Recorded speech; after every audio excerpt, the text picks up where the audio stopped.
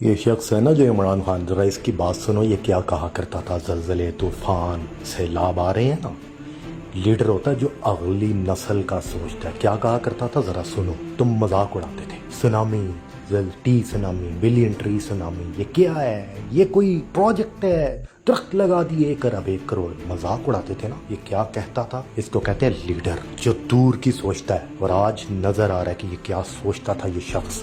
سنیں ذرا اس کی بات۔ بسم اللہ الرحمن الرحیم۔ یہ جو سال ہمارا گزر رہا ہے، اس میں ہمارا ملک کلائمیٹ چینج، موسم کی تبدیلی کی وجہ سے ہمیں بڑے منفی اس کے ابھی اثرات نظر آ رہے ہیں۔ سب سے پہلے کہ مارچ اور اپریل کے بیچ میں پاکستان دنیا میں سب سے زیادہ گرم ملک تھا، یعنی یہاں جو گرمی پڑی اس وقت دنیا میں سب سے زیادہ گرمی پاکستان میں تھی۔ پھر جو ہماری بارشیں ہیں وہ پہلے آ گئیں، اور پھر وہ آئیں تو اسے فلڈنگ شروع ہو گئی، کئی علاقوں میں بڑی تباہی مچی ہے فلڈنگ کی وجہ سے۔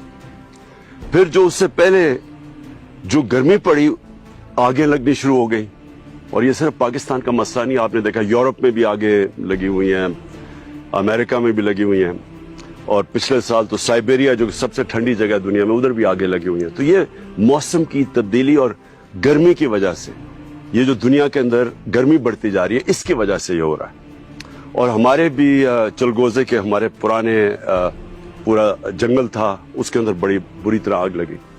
اور پھر جو ہمارے شمالی علاقوں میں، پہاڑی علاقوں میں، اور اسپیشلی ناردرن ایریاز یا گلگت بلتستان میں جو ہمارے گلیشیئرز ہیں، 3 جگہ ہمارے گلیشیئرز ٹوٹے اور اس کی وجہ سے فلڈ آیا، بلکہ کئی ہمارے پل بھی بہہ گئے اوپر۔